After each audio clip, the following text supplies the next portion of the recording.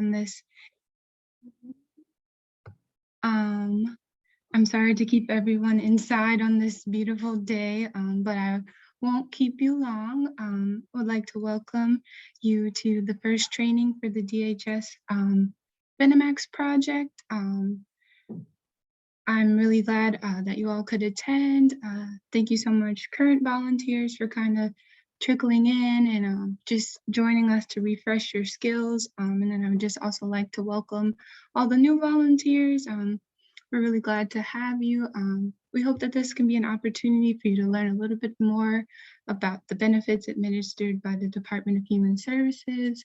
And then again, for current volunteers, we hope that this is just a time to refresh your skills, but also to just make you aware of some of the minor structural changes that we've made to the project.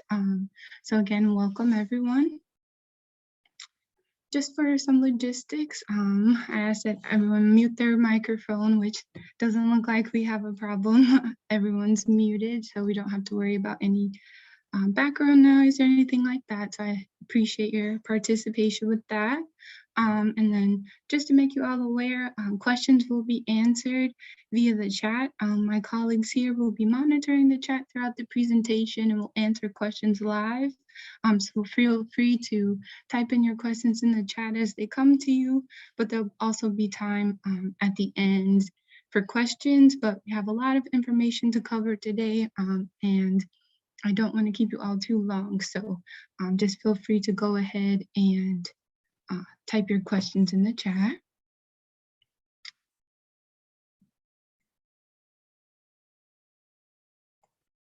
All right. Just having a little bit of trouble getting to my next slide. Okay, there we go. So I just wanted to give an opportunity to introduce myself as well as my colleagues. My name is Jessica Daniels. I am the Volunteer Engagement Coordinator here at Legal Aid Chicago. So I'll be your primary point of contact. You'll probably be getting quite a few emails from me, as well as possibly conversing over phone and things like that. And so I am also the person that will be assigning the cases. I am also completing a year of service through AmeriCorps, through the VISTA program, which stands for Volunteer in Service to America. So at the same time that you all are having your volunteer experience, I'm also having mine. And so that's just a little bit about me. I'm a Chicago native. I was born and raised here. And I'm really excited to work with you all. So now I'll give my colleagues the opportunity to introduce themselves, starting with Sadie. Thanks, Jessica. Hi, my name is Sadie Turner. I'm a paralegal in our public benefits practice group, and I split my time between the public benefits maximization project, which is a project you'll all be working on, and also our veterans rights project. Hi, and I'm Gwen Michon. I'm the supervisory attorney for the Public Benefits Outreach and Enrollment Project. Basically, that's the DHS enrollment work that our agency does in the city of Chicago and also in suburban Cook County. I've been with Legal Aid Chicago since June of 2020. Sorry, and my daughter is supposed to turn the TV down. Before that, I was a legal aid attorney in New Orleans for 10 years, and almost my entire career I've been focused on doing public benefits work for particularly vulnerable populations. I'm excited that you're working in or joining us in this project. It makes a really big difference. From the time that I've been here, I've seen that a lot of times without help, people really can't access these benefits that they so direly need. So thank you for all that you do. And if you ever have questions, feel free to email me. Thank you, Gwen. So now I'm just going to get into the project description. So the Public Benefits Maximization, or Benemax project, pairs struggling suburban Cook County residents with pro bono attorneys and volunteers to submit applications for benefits administered by the Illinois Department of Human Services. And this is to ensure that folks are receiving the maximum amount of benefits that they are entitled to. And so the way our time today will kind of look, we'll go through the basics of the DHS benefits, common issues our clients face, the project structure, starting from the emails that you will get assigning to you a case all the way to what to do after you've submitted an application, and then we'll have our time for questions. So just getting into the basics of the benefit programs that we help folks apply for that are administered by the Department of Human Services. The first program that I'll be walking you through is the Supplemental Nutrition Assistance Program, also known as SNAP. So this program is formerly known as food stamps. It's a federally funded program coordinated by the Department of Human Services. So SNAP provides funds on a debit-like electronic benefits transfer card, or EBT card, which is called Link in Illinois. And so that's SNAP. We also help folks apply for Medicaid. Medicaid is a comprehensive medical coverage program for low income. It provides coverage for out-of-pocket expenses, covering things like doctor's visits, hospital visits, transportation to medical services, labs, and x-rays. And then there are special Medicaid programs for children, people with disabilities, people who are pregnant, and people who are over 65. And then Medicare. Medicare is a healthcare coverage program for people over 65 or people under 65 who receive benefits from the Social Security Administration. And so we help folks apply for the Medicare Savings Program, which is for low-income Medicare recipients, and it helps cover the cost of co-insurance, deductibles, premiums, and co-pays. Now, in terms of cash assistance, there are two cash benefit programs that we help folks apply for. The first program is Temporary Assistance for Needy Families, or what we refer to as TANF. And so this program, which is formerly known as welfare, is designed to provide assistance to needy families so that children can be cared for in their own homes or in the homes of relatives. TANF provides monies to families with relative minor children living with them, and to pregnant women and their spouses who don't have eligible children. And then we also help folks apply to assistance to the aging, blind, and disabled, also referred to as AABD Cash. And so AABD Cash is a program that provides financial assistance, medical assistance, and social services to individuals who've been determined age, blind, or disabled. This benefit program is for people who are receiving Social Security benefits, or people who are otherwise ineligible for Social Security benefits because they have other income. And so this is kind of the basics of some of the programs that you all will be helping people submit applications to. And so now we're going to get into the common issues that our clients face, and this is kind of the why, or the heartbeat behind the project. As Gwen mentioned, this is a very difficult time for folks, as I'm sure you all are completely aware of, but a lot of these issues have been exacerbated by the pandemic. And so our clients are coming to us with a plethora of different issues. And so we want to do our best to mitigate those issues and utilize our resources and access to develop some solutions. So one common issue that our clients face is limited access to phone, email, and or the internet. So this issue may arise primarily when you're trying to get in contact with clients. So I just encourage you to be patient when trying to reach them. DHS also converses through these mediums, and so clients may miss phone calls from DHS because of that limited access to their phone and or internet. Another issue that clients are often experiencing is they're missing their interviews. So for SNAP as well as cash benefits, there is an interview that's required after applications are submitted. These interviews are often held within work hours, and so folks are often missing their interviews. And when you miss an interview, you are denied benefits. So we receive a lot of phone calls from folks who've been denied benefits that they applied to on their own because of this missed interview. Another issue that you might find when working with clients is that they may have difficulty obtaining verification documents, and this is correlated to the first issue.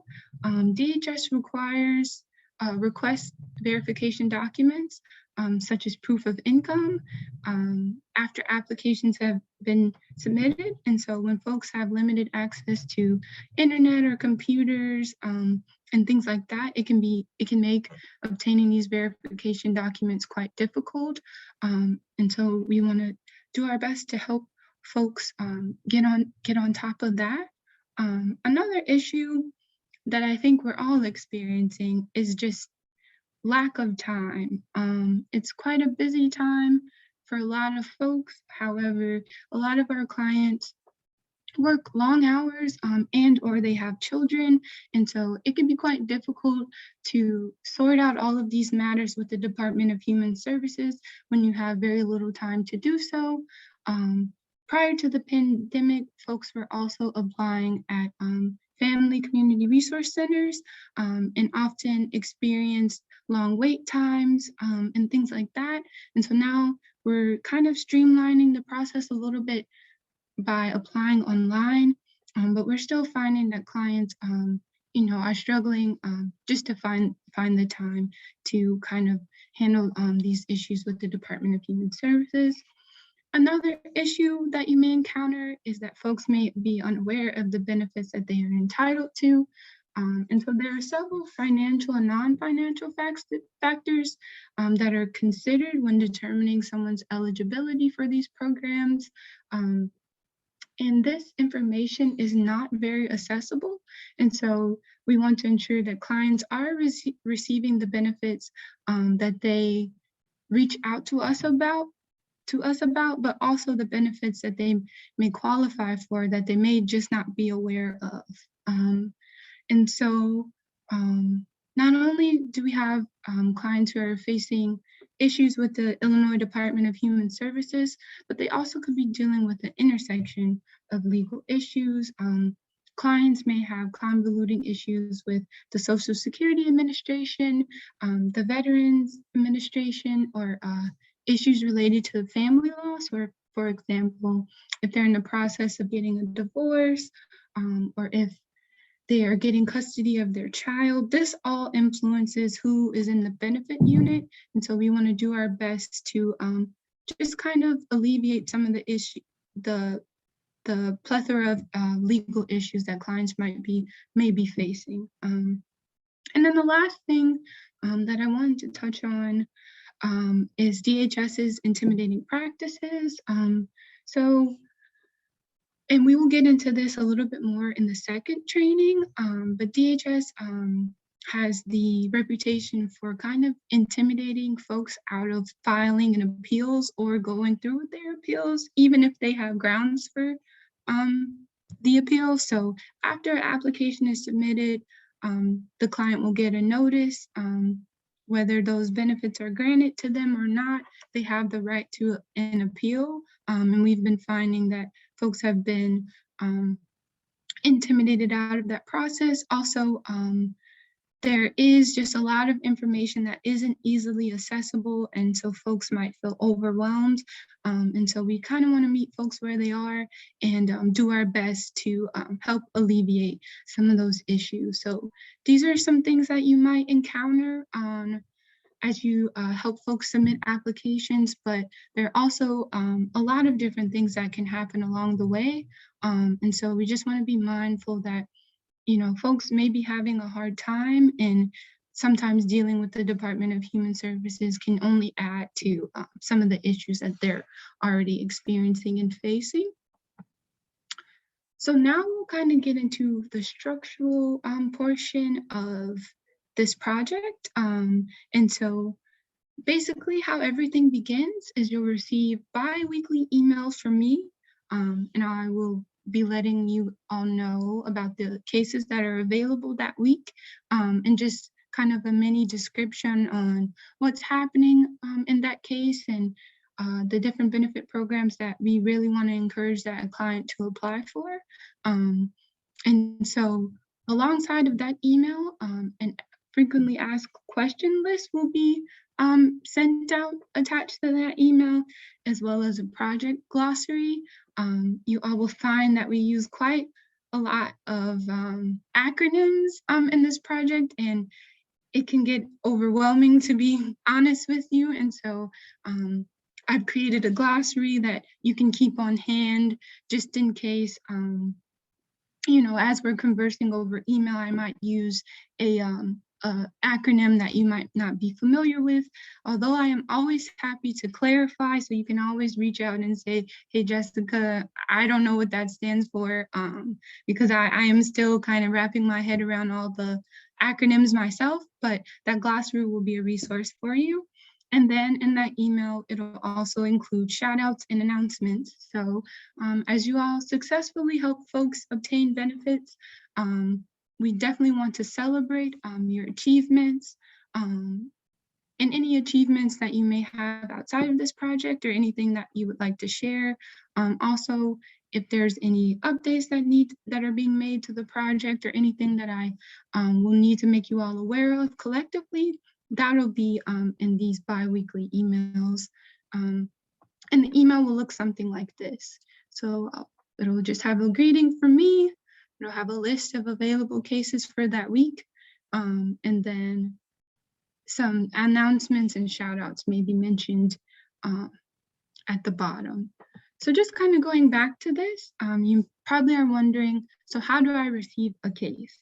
So cases are assigned on a first come, first served basis, meaning I'll send out that email letting you all know the available cases for that week. And then I will await a response from you stating that you would like to take on, which case you would like to take on. And then I assign cases based off the order of responses that I've received. And so that's how cases are assigned. And so after you reach out and say, hey, Jessica, I'm really interested in this case, that's when you'll receive an individual case assignment email. Now, this email will contain the client's contact information. I will have a checklist for you that kind of goes through all the things that you need to do from the moment that you call the client to the moment the application is submitted, so you can have that on hand. And then we also have the volunteer assistance script. So this is a resource that you can definitely lean on as you first begin to call clients. But I find that you'll develop your own rhythm the more cases that you work on, and it'll start to be a little bit more intuitive. But in the event that you need additional support for kind of conversing with clients, this assistance script is a great resource for you. And so this is what those individual case assignments will look like. So it'll have the client's name, their phone number, and email if it's provided. It'll have kind of a deadline as to when I'll need to know if you're able to reach out to that client or not. Sometimes things can come up. So it's just important that you let me know as soon as possible. And then it'll also include some steps that you'll need to be aware of when submitting the application. And I may go into a little bit more detail about kind of what's going on in this case, if there are some special circumstances that we need to be aware of, but I'll always give you a heads up on that as well. So after you received an individual case assignment email from me, you will begin to complete a phone call with the client. So you reach out to the client to initiate a good time to submit an application. You may submit an application with the client in that first phone call if you'd like, but if you reach out to a client and they say, hey, this isn't a good time, could we do another time? We ask that you be as accommodating as possible. And so you'll just introduce yourself. You want to make sure folks know that you are a volunteer with Legal Aid Chicago, just so they are kind of aware that of who's calling them, who's contacting them. If folks ever need to verify that you are a volunteer with Legal Aid Chicago, you may give them my number, but I also will do my best to kind of prep clients to expect a call from you. So once you're assigned a case, I'll share your name with the client and let them know, hey, a volunteer is going to be contacting you to help you submit that application, and then you'll go from there. On that phone call, you'll create a Manage My Case account with the client, which I will go through in just a second, and then you'll complete the application. And so we're just about to get into how to complete an application, but I do want to make you all aware that we ask that you apply for all DHS benefits unless instructed otherwise. DHS has a policy where they are supposed to evaluate folks for all the benefit programs. However, they don't practice this part of their policy. And so we usually, unless stated otherwise, will apply for everything just in case. And then at the end of the phone call, you'll let the client know what to expect next, and I'll walk you through setting some of those expectations with the client. Again, for those of you who may have just joined, the chat is a free space for all questions. My colleagues are monitoring the chat, so if anything comes to mind, feel free to type it in there, but there'll also be some space for questions at the end. So now we're going to get into, frankly, the most important part of today's training, and that's how to complete applications. So the first step is going to be to go to the application portal. This is not only where we'll be submitting applications, but this is where we'll be tracking the status of cases. And so you will go to abe.illinois.gov. And this is the Applications for Benefits Eligibility website, or ABE. And you will click on Apply for Benefits. Next, you'll be brought to a page that looks like this. You'll click Start a New Application for Healthcare Coverage, SNAP, Cash Assistance, and/or Medicare Savings Program. You'll click that first option, and then you'll hit Next. Now here, you're prompted to create an account. It is really important that you create an account for the applicant. This is so that we are able to track the status of the application after it's submitted. So you'll click Create an Account, and then you'll hit Next. And so this is the way the screen will look when it's the time to set up the account. So you'll go ahead and put in the client's first and last name. You may, of course, ask the client, do you have a user ID that you prefer to use? And if they don't have a preference, feel free to use their first and last name. So if their name's John Doe, their user ID would be John Doe. And then the same thing for the password. Clients may obviously come up with their own passwords, but we ask that if they don't, you use something that's very easy to remember, like Chicago 7. And so this information, the username and password, will also be shared with clients after the application has been submitted. So you don't have to, worry about them not being aware of this information. Last, you'll be asked to choose some sample security questions.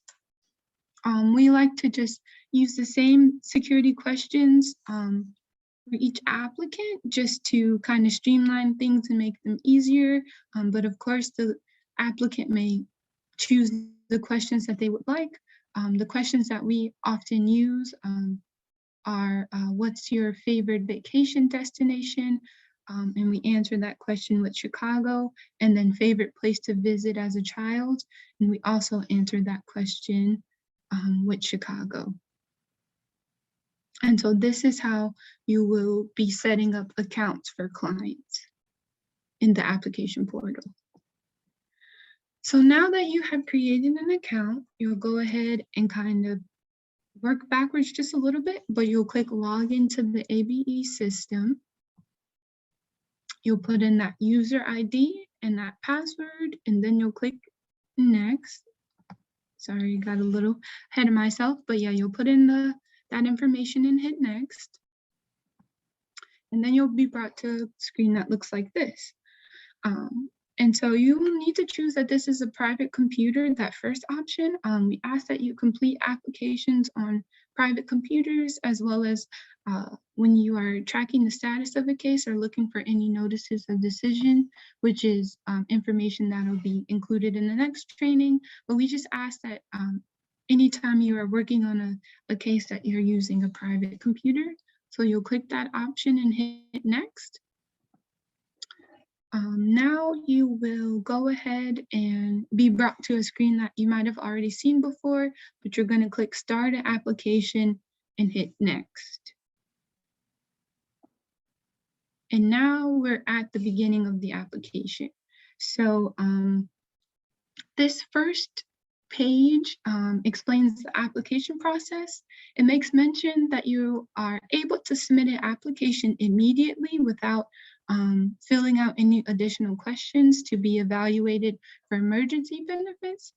We don't recommend that you do this. The more thorough and detailed you are in completing the application and the more information that you provide, the more likely the client is going to be approved for those benefits. And so we really encourage you all and strongly suggest that you go ahead and continue on with the application process. So you'll be brought to a page that looks like this, and this is something a little different for my current volunteers. This is a little bit different than the information that we had before, but here you'll be asked, are you filling out this application for yourself or someone in your family? We would like you all to be submitting applications as if you are the client. So you'll click yes to this question and you'll hit next. And so that's just one of the structural changes that I made mention of for the current volunteers, but you'll be applying for these benefits as if you are the client. So now you'll be brought to a page that looks like this. You'll check off all of the benefits you are applying for, which should be all of them unless instructed otherwise.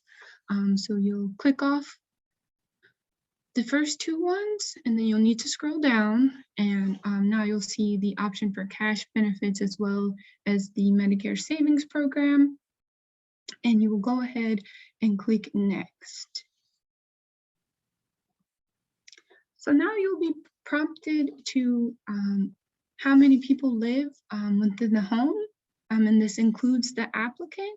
It makes mention that if you're applying for medical assistance, to include everyone that will be claimed on a tax return, even if they don't live with you. And so if the client ever has questions about who to include in the benefit unit, or if they're not sure, please feel free to reach out to me. But you'll be choosing from that drop-down menu on the right, how many people are in the client's home. So now you'll be brought to a similar page that repeats the fact that you can submit an application right away. Again, we don't recommend that you do this. We just want to make sure applications are very thorough and have as much information as possible to ensure that those benefits can be processed as quick as possible. So here you will fill out the client's personal information, their first and last name, their date of birth, their marital status, their language preference for how they would like to be contacted, and then the county that they live in.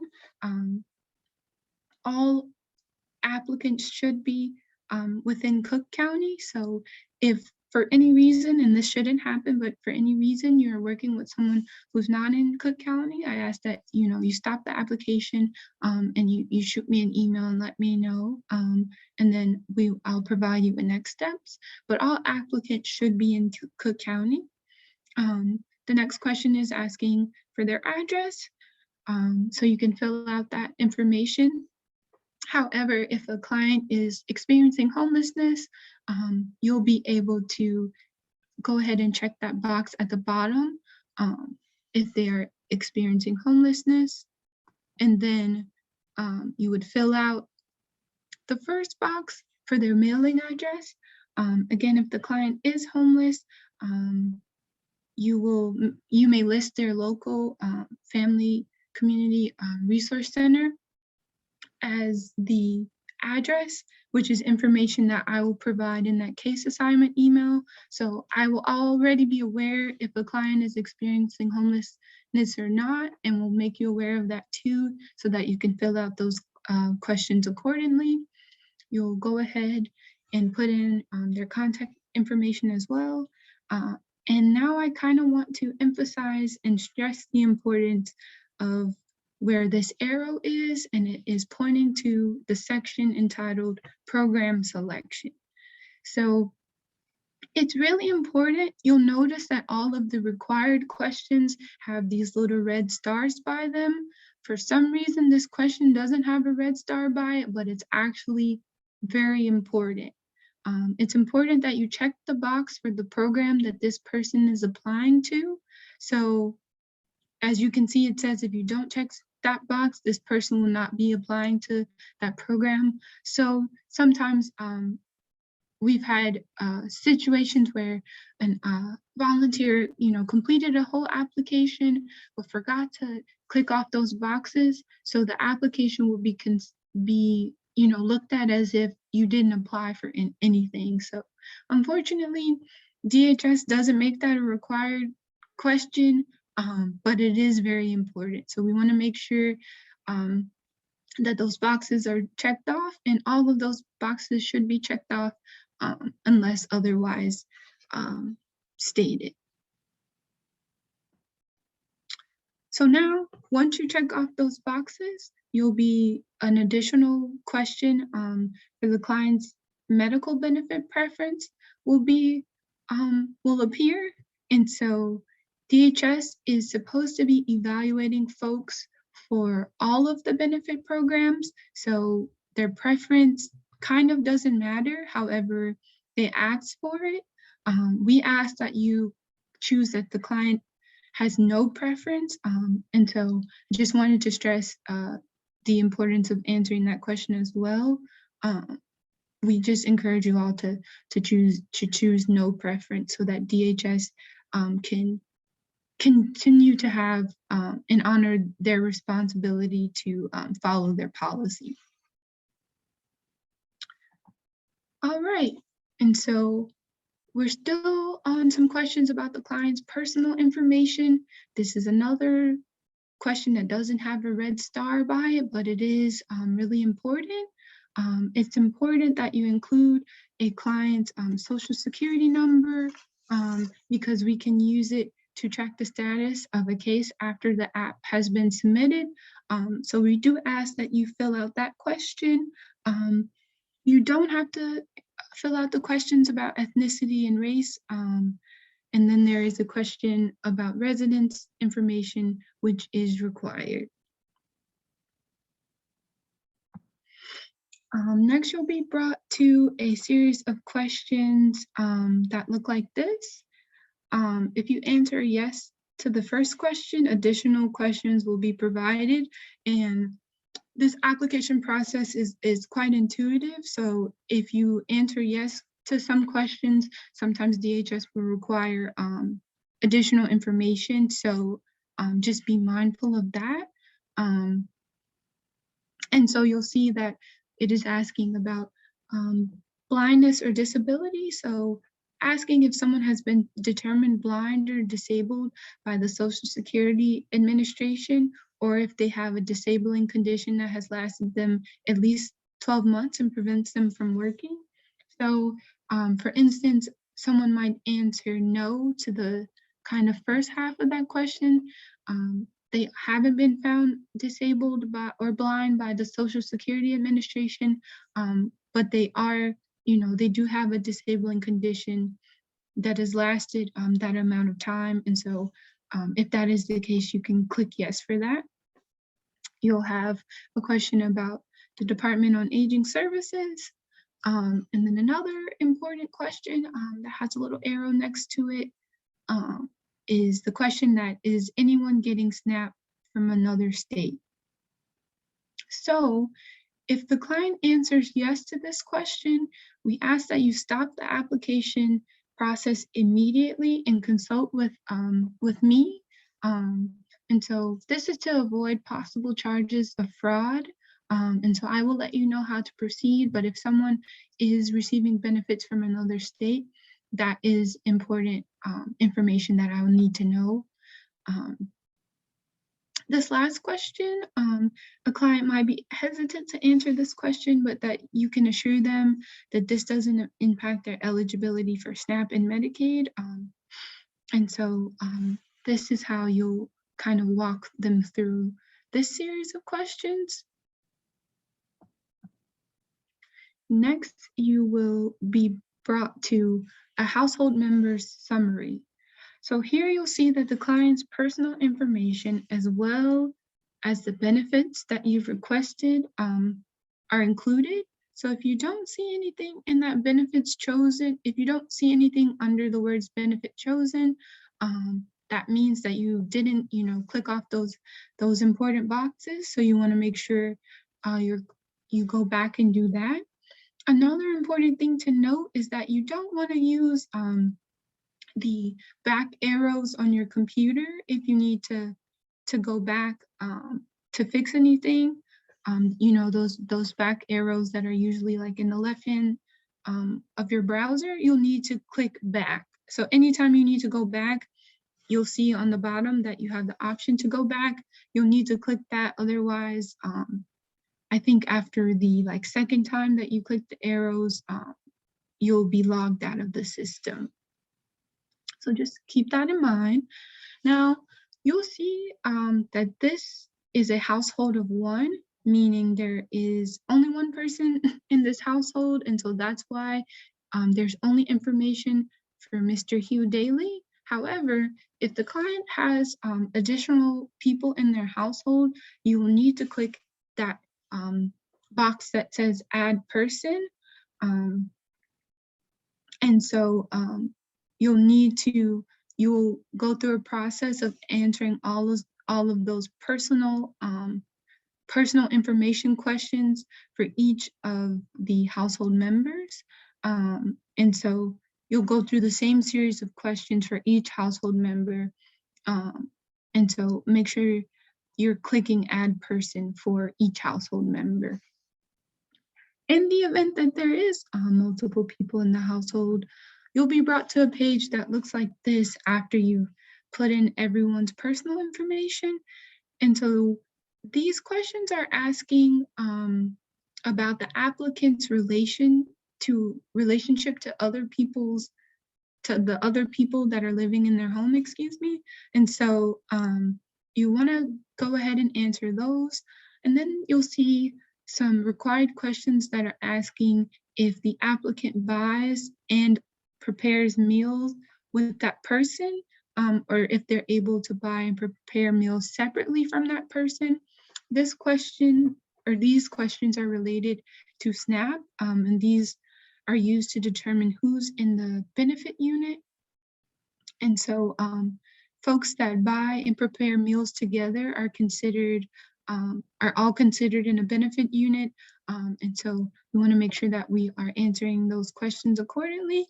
And so you may ask a client, and you may tailor this question, into a better way that they may understand. So you can say do you, and your husband eat together? Do you buy food separately and things like that?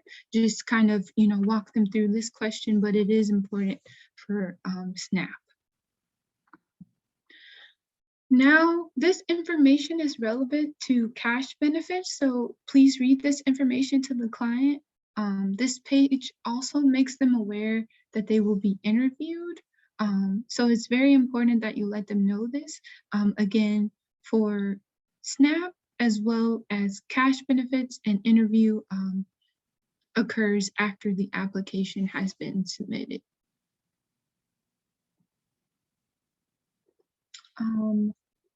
And so now you'll be brought to a page that looks like this. These questions are required and relevant to cash benefits, so please make sure that you answer them. Now you'll notice that little avatar with the name Hugh under it. Again, this is a household of one, and so there would be one avatar. However, in a multi-person household or a household with more than one person living in it, you will go ahead and answer this question according to the person that applies to this question. And if no household member applies to the question, then you'll click that box, no one. And you'll see this form of question quite often through the application process. And so you either click the relevant household member, you'll click the box next to their little avatar, or you'll click no one.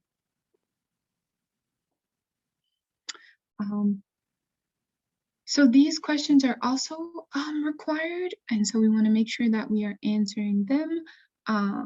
In terms of that second question that is asking for client's health insurance, usually folks are who are trying to apply to Medicaid, they're asking to apply to Medicaid because they don't have health insurance. If they do have health insurance, for example, they may have Medicare or insurance that's about to end. We just want to make sure that we are answering those questions accordingly. And then those last two questions are relevant to applications for cash benefits. So we want to make sure we're answering them. In the instance that folks do have health insurance, this is what the page would look like. So you'll need to fill out the relevant information about the client's health insurance. Again, it is likely that a client is wanting to apply for Medicaid, so they might not have health insurance, but if they make you aware that they do, or excuse me, yeah, so if they make you aware that they do, you'll go ahead and fill out a page that looks like this. All right, so this page is a summary page. Here it is the medical and disability application summary. And so there are several summary pages throughout the application process, which is quite helpful because it'll allow you to kind of, trace back your steps and make sure that the information that you submitted is correct. And so you have some opportunities to review your answers. But again, these applications should probably take you about 45 minutes to complete. But we do encourage you, to take your time, make sure you're answering questions with accuracy. Yes, but you'll also have the option to review your answers. And so again, you'll click the household member that applies to these questions, or you'll choose no one. So again, this is just an opportunity to review your answers. Now you'll be brought to a series of questions about liquid resources. So liquid resources are anything that can be easily converted to cash, and these questions are required. They're relevant to cash and medical benefits, so we want to make sure that we're answering them.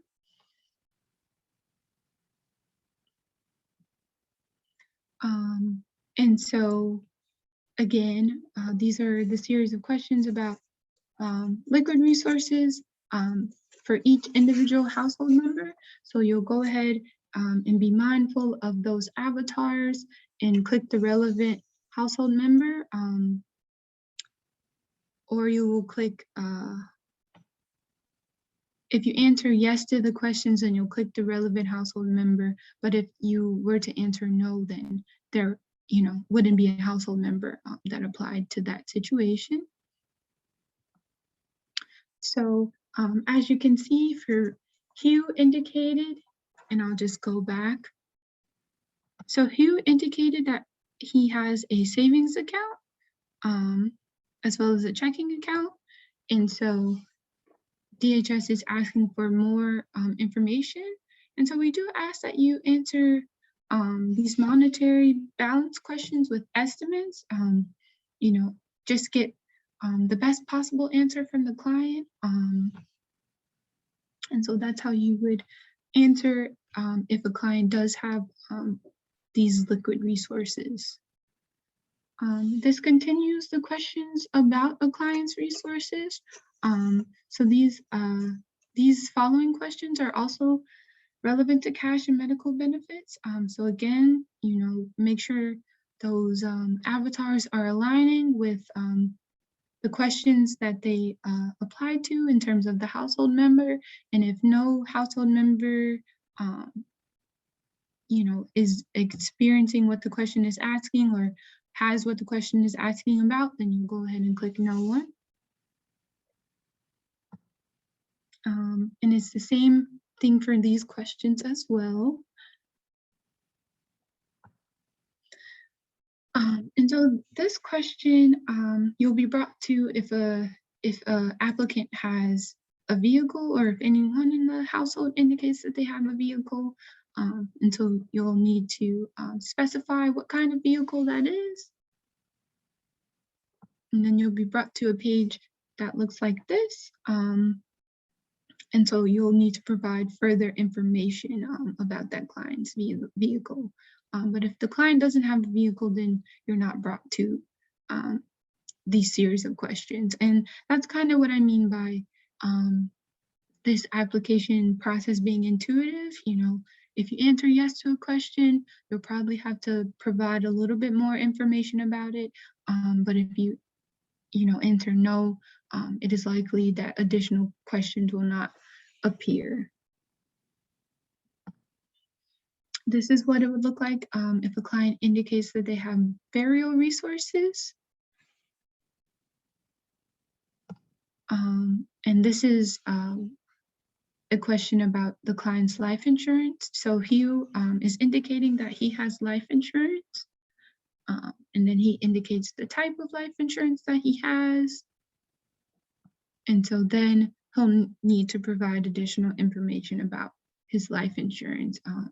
And this is what the page would look like. And so now we're brought to the series of questions about client's income. And so we want to make sure that during this part of the process, we are kind of taking our time, getting an understanding of a client's situation, of the type of income that they have, and making sure that we're answering these questions as accurate as possible. So I send copies of the applications to the clients, and so they have access to kind of review that information that you all submitted together. And so, we never want to have a situation where a client is alarmed by the information on their application, or the client doesn't understand the information on their application. And so we just want to make sure that, especially with income, we're taking our time to understand, what's happening, and to answer questions accordingly. So again, we have the situation with those avatars, so make sure you're being mindful of that. You'll be brought to a page that looks like this if a client indicates that they have income. And so the only required question here is the name of their employer, but you are free to fill out additional information. And so although, I've stressed the importance of kind of making sure that you are completing this process with the most accuracy, for whatever if you encounter a situation for whatever reason, a client may not be giving you an answer, a conclusive answer, or you kind of just aren't understanding how the client is describing their income, you can always, reach out to me. We can work on that together. But DHS also requires verification documents. And so it is helpful to let the client know that DHS will be requesting these documents from them, but these documents help us kind of clear up anything. So if a mistake is made about a client's income, we're able to clear that up with those verification documents, but we do try to make sure that the applications are as accurate as possible. And in terms of those verification documents, this is a good time to make the client aware that they, once you all are done submitting the application, you should make the client aware that it would be helpful if they can locate proof of income and send that information to you so that we can submit those pay stubs and things like that in the application portal to make sure that their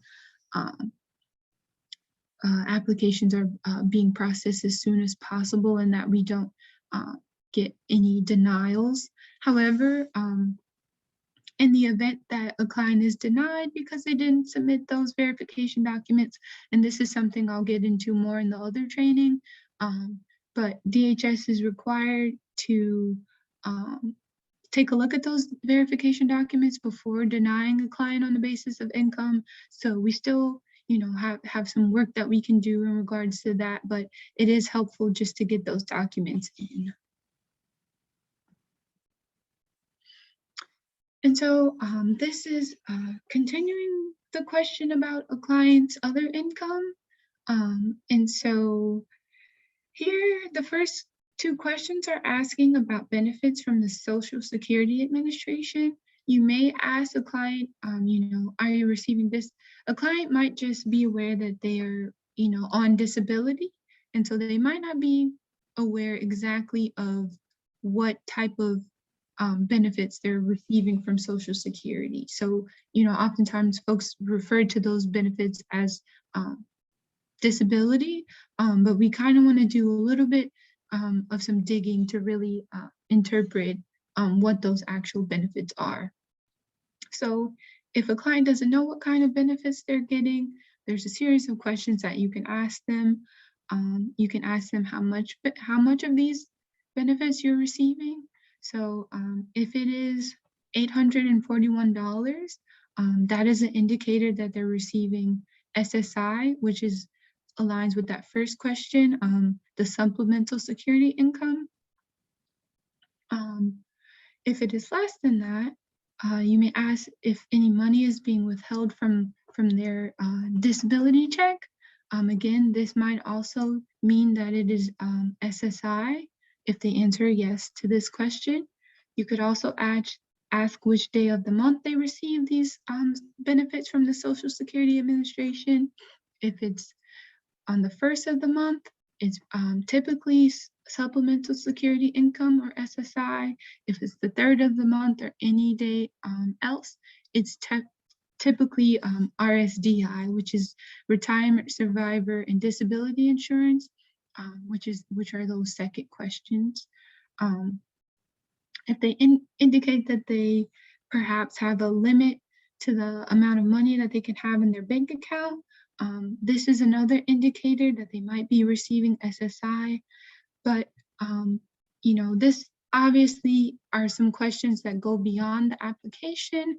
And DHS has access to clients' income from the Social Security Administration. So if you don't know, go with your best guess because these questions are required. And, go on your best guess based off what the client is telling you. But if you get it wrong, DHS can verify that information. And so now we'll are at a series of questions about clients' housing and utility bills? The answers to these questions are usually yes, especially if the client is in a household of one. This is another kind of thing that I wanted to make mention, is a lot of these questions are phrased, as you can see in that second question. It asks, does anyone pay bills for housing? And this question, although it's worded a little weird, it's asking not only about the other people in the house, but it's asking about the client. So if anyone's paying money for housing, then the answer to this question would be yes. And that's just something that I kind of wanted to clear up with the application. A lot of these housing and utility questions will start off with, does anyone, and that anyone is including the client. And so these are some additional questions about a client's housing bills. So you'll indicate, the type of housing bills that they have, whether that be rent or mortgage or condo or home association fees. And so it is, helpful to get clarity on what kind of, situation the client has in terms of housing or paying for housing, so that you can answer this question accordingly. And then you may provide some estimates here. And so now we're getting into the questions in regards to utility payments. You will go ahead and check off the relevant boxes as it relates to their utility costs. So clients paying for water, cooking fuel, or electricity. You can kind of go through this list, but also you want to kind of listen to what the client is saying that they pay for. And just one thing that we wanted to make note of is you'll see that there's a box asking about the telephone, and that is including the cell phone bill. So if a client is paying a cell phone bill, then you can click off that telephone box.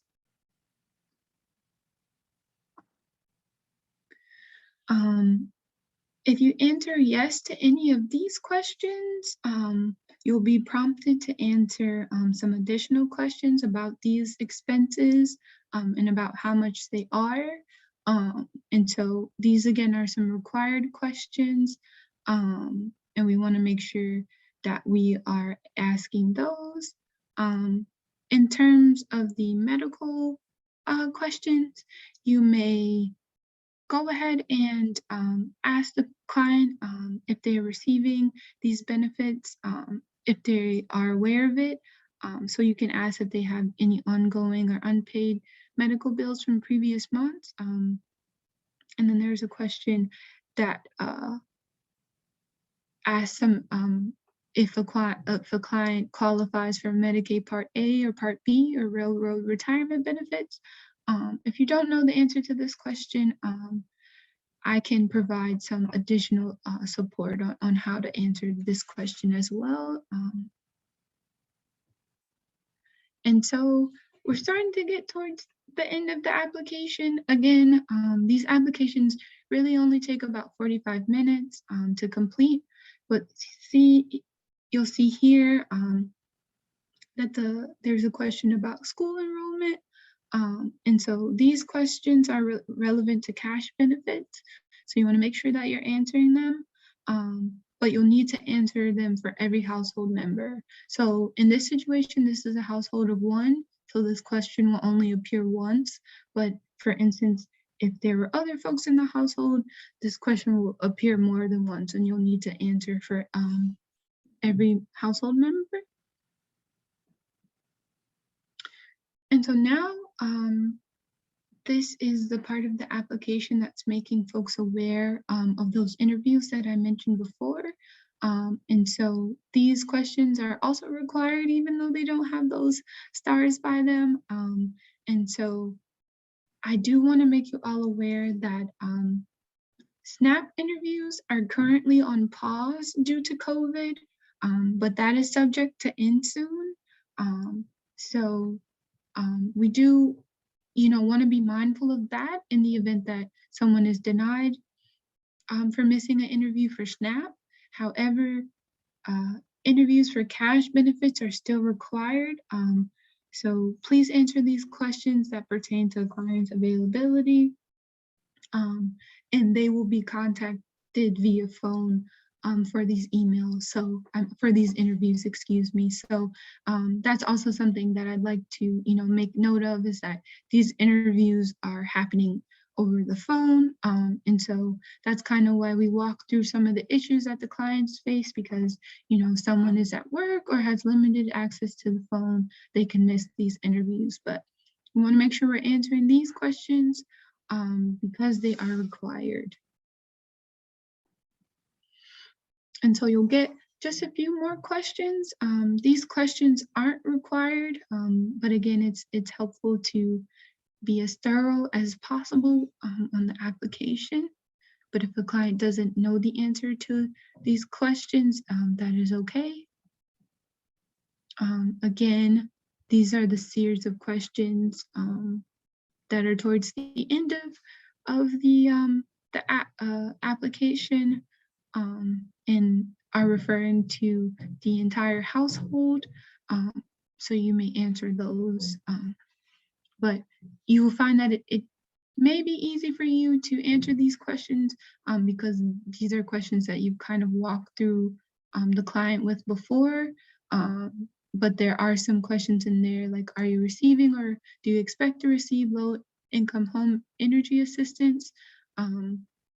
And so these questions aren't required, but we do want to make sure that we're providing estimates to where monetary values are requested, and then answering the questions to the best of our abilities. And so this is the last page that you will see that walks through clients' rights and responsibilities. You're not required to read this portion of the application to the client. However, and again, those rights and responsibilities continue here. However, when you get to this page, you'll need to make the client aware that you are signing this application on their behalf. And you'll need to, it's helpful to ask them how they sign their name, in the event that they might use their middle initial within their signature. But we do ask that you make clients aware that you are signing this application on their behalf. And so now we finally made it to the end of the application. And so after here, I'll just take a step back. After you hit submit, you'll see the application in PDF form. And so it's really, really important that you download a copy of this application immediately. If you don't do this step here, you won't be able to go back and do it. And like I mentioned, not only do I send copies of applications to clients, but we also can use applications as supporting materials in appeals. So it's very important that we have those applications. But in terms of how they're used in appeals, I will go into that in the next training. But again, you won't be able to go back and do this, so we really encourage you to do it then. And so now we're just getting into the steps of what to do after submitting an application. So again, just ask that you download a copy of the application immediately after submitting it, and then you're going to go ahead and email me a copy of the application. And then, if possible, I ask that you give me a call, preferably within the same day. But if that's not possible, you can call me, another day. But I'll need you all to call me with that username and password that you created for the client. And so we've had a couple situations where this information was sent via email. And so I just want to stress the importance of protecting the client's information. So I actually we're not supposed to be sending clients, login information via email. So that's why, I'm kind of emphasized that voicemail. It is helpful if you leave a voicemail, just so I don't have to call you back. And I can always have that voicemail on hand for if for whatever reason that client's credentials are misplaced, but I'll usually be available to answer the phone. And so you'll give me those credentials and I can add it to the client's case profile. And so those credentials are also really helpful because we use them to track the status of a case. And so that step is just really important. Lastly, we will have a case check-in meeting with me about every 15 days or 15 days after you have submitted the application. And so I'll send you an email once I receive the application from you and those credentials, and I'll let you know, when we'll check back in together on the status of the case. Now, speaking of that, you might get some questions or calls or emails from a client asking if DHS has responded to their application. And so these are the following deadlines for how long DHS actually has to respond to an application. And most times they take all their time, if not more. And so in the event that they're taking more time than they're allotted, we have grounds for appeal there, but in general, DHS has 30 days to respond to application for SNAP benefits and 45 days to respond to applications for cash benefits. There are a couple of different deadlines for medical benefits, which if you do apply for that for a client, I can always make you aware of that, but I kind of wanted to keep this information concise and just let you know it's 30 days for SNAP, 45 days for cash. And so this information is helpful so that you can set expectations with the clients, but it's also helpful in terms of, I guess, how we set expectations on the time commitment that is included in this project. So you'll see that you all spent about 45 minutes completing that phone call and submitting that application, but now DHS has about 30 days or 45 days to respond to an application. Our hope is that we can submit those verification documents as soon as possible so that the application can be processed promptly. But like I said, DHS usually takes their sweet time, if not more, which is another reason why this project exists. But I just wanted to make you all aware of these deadlines because you'll receive emails from me checking in on cases about every 15 days, but there is a little bit of a waiting period with this project. So I just kind of wanted to stress the importance of that. And this is also relevant to the post-application advocacy and the time commitment that is required for that, but we will also get into that in the next training. And so now just summarizing the project structure. So how it'll start out, I'll send out an email with the available cases for that week. You'll respond to that email stating which case you'd like to be assigned to you. I'll send an email stating that you've been assigned to a case and the client's contact information will be included. You'll call the client to set up a time to complete the application. You'll fill out the application with clients and submit it. You'll download a copy of the application and email it to me. You'll give me a call with those username and password, with those credentials, and then I'll confirm that I've received it. I'll confirm that I received the credentials, and then I'll issue a date in which we'll follow back up on the case. And the last thing I just wanted to make you all aware of, and this is another structural kind of change, is that I'll have office hours every Friday from 10 to 11. I'll take inventory if we kind of need to change that time depending on you all's availability. I know some of you are law students and things like that, so that time may not work for you. But this is just an allotted time in the week that I will be available to answer questions about cases and things like that. But you are free to contact me as these things arise. But that is the time that I will be available. And so I saw a couple questions trickling in the chat, but now we'll open the floor up for questions. And again, thank you all, for kind of sticking with me through that on this beautiful day, as we're all kind of stuck inside here. But this project is really impactful and important, and we just want to make sure that you all are kind of aware of the impact that you can have. And so now I will open up the floor for any questions or concerns. Hi, I have a question. So I'm clearly new, a new volunteer, Khadija. And I was just, I'm very interested in doing this. However, I work, the standard hours of like 8 to 5.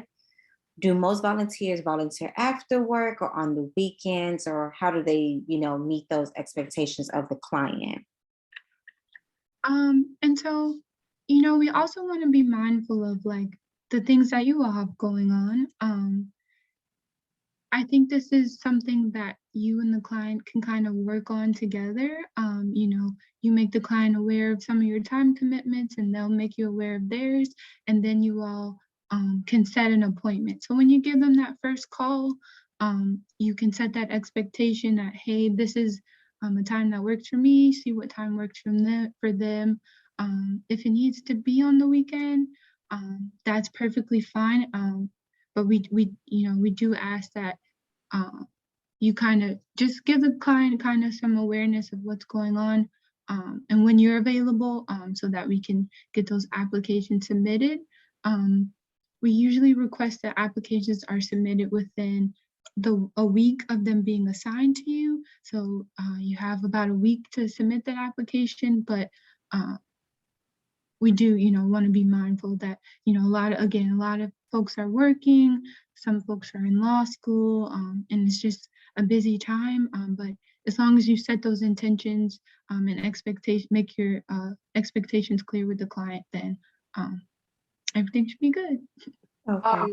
One thing I will add, first of all, Khadija, thank you so much for joining us today. It's great to see new volunteers here.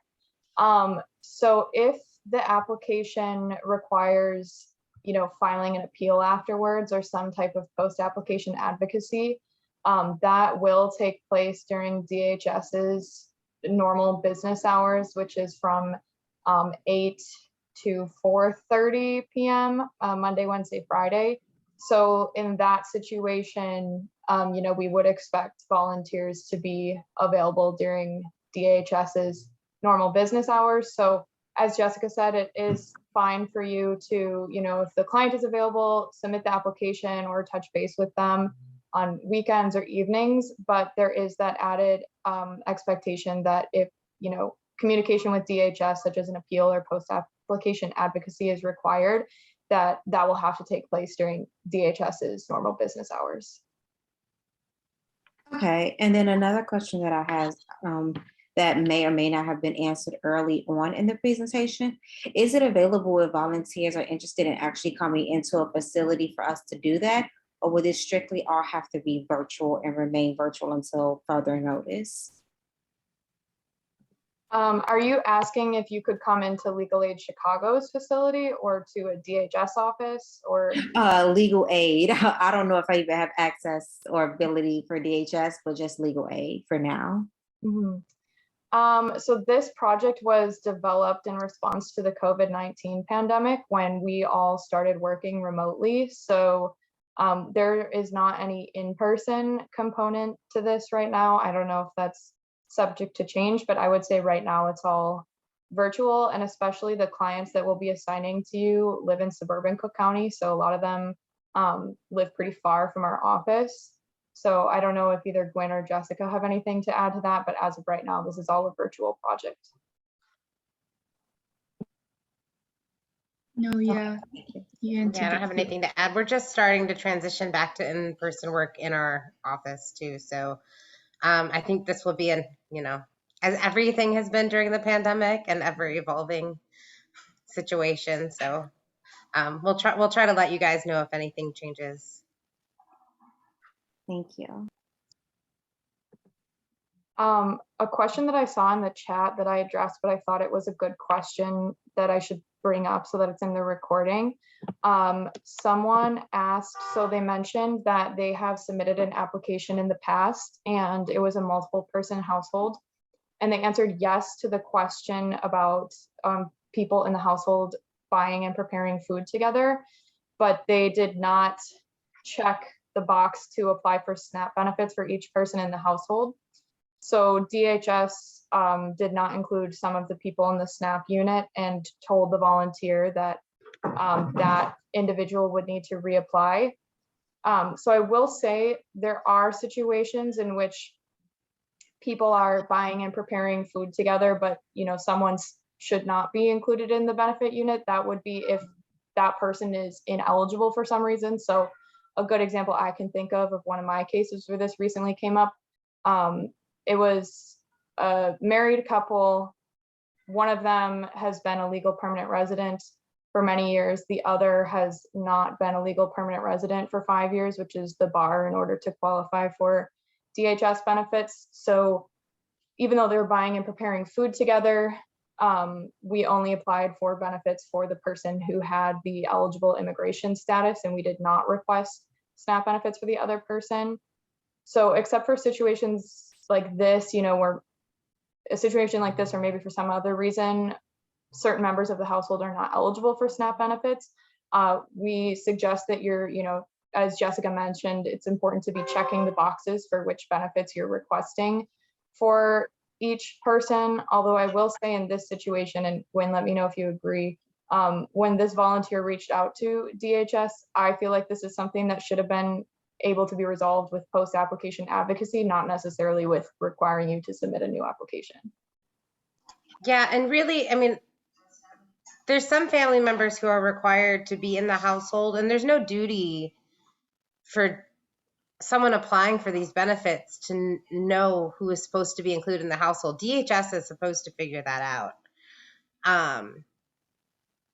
And so and generally for all of you, like, we want to make sure the applications are correct, and we want to understand, we want you to understand enough about the application process so that you know that you're doing a good job for the client and try to make things as easy as possible for them. It's hard for me because I just get so frustrated because it's DHS's job to make sure that these are processed correctly. And it really should, like, they shouldn't even need us,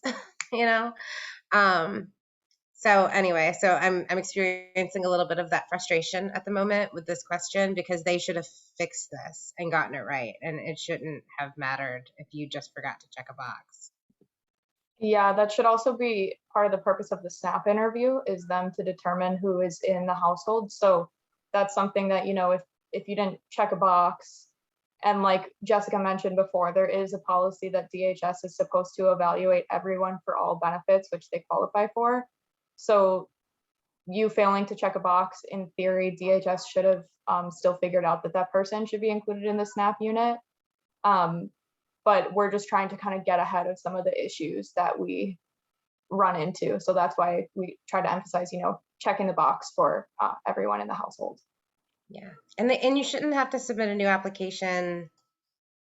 I think the way to maybe resolve this with DHS would be through some emails with them.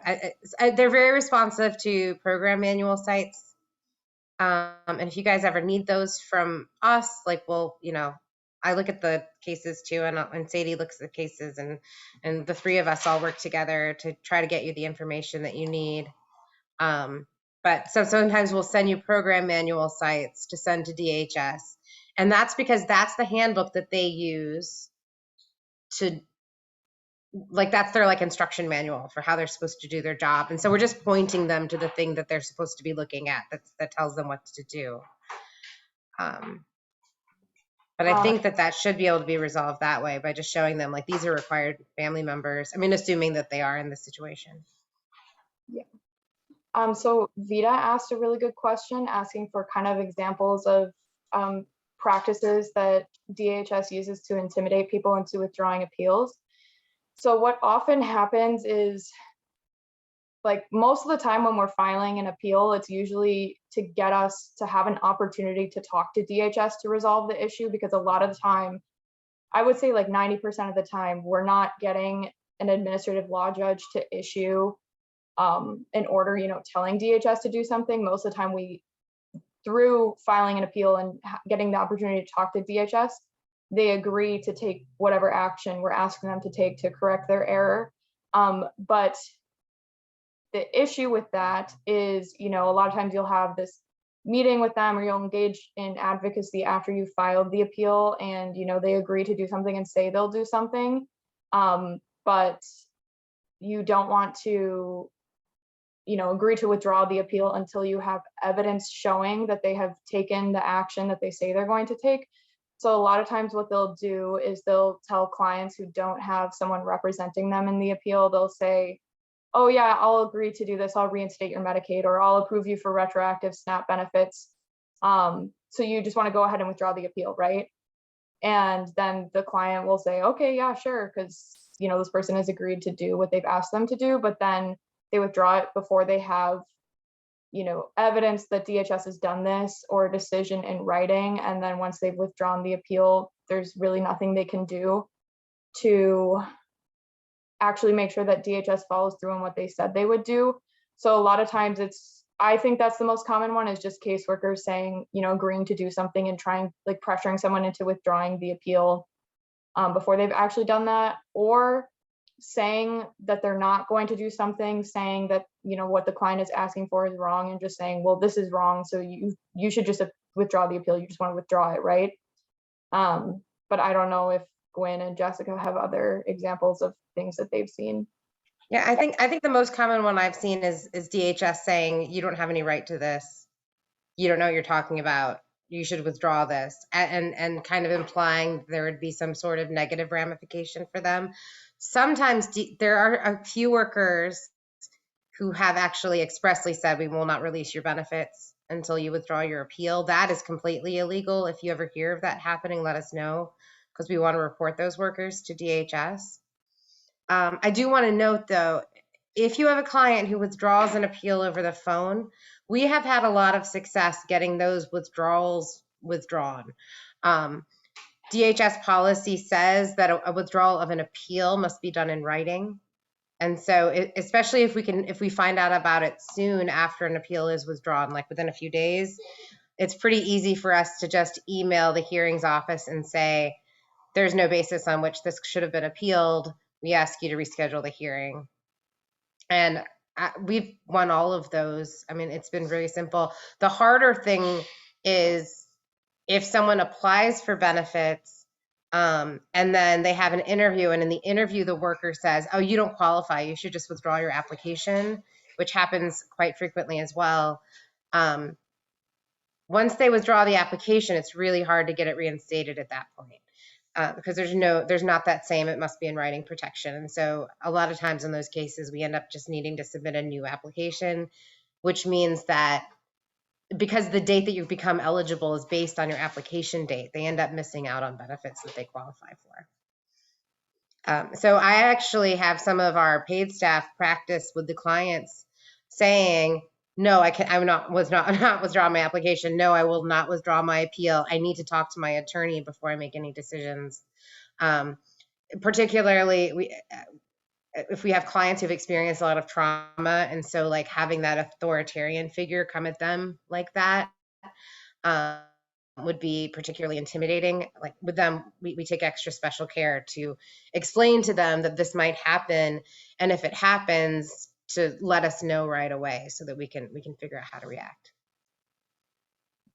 Also, something that I see a lot is like if there's supposed to be a pre-hearing conference scheduled before an appeal hearing, and I, or whoever is listed as the client's authorized representative, I find that it happens frequently that DHS will still contact the client directly, and sometimes that's because they say they don't have my contact information. But I do find that, especially if the client, like, we've agreed to represent them in the appeal, we're the one who's been preparing for it, they don't actually know all the ins and outs and details of their case. I mean, we keep them updated on it, but they don't know all the specific evidence that we have, the policy references that we're referring to.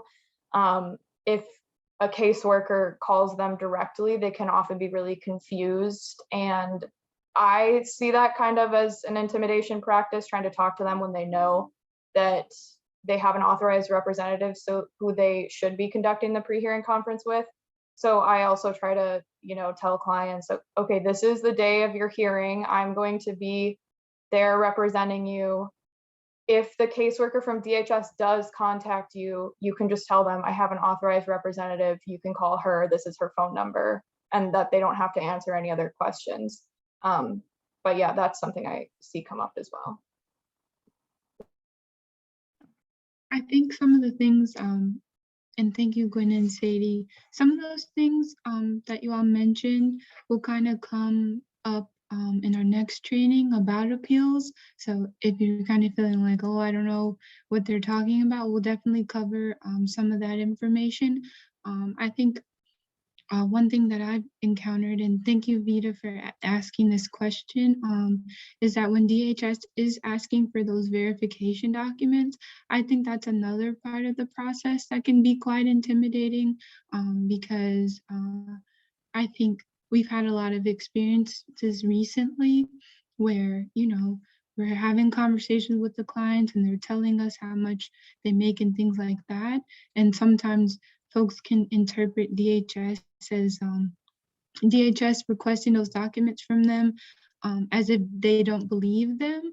And so sometimes folks can get quite upset about the fact that they have to go through that process of, when we spoke on the phone, this is what I told you, and that's the truth. Why do I have to get all these pay stubs and proof of income? Unfortunately, that is something that's a part of the process, and those verification documents are required.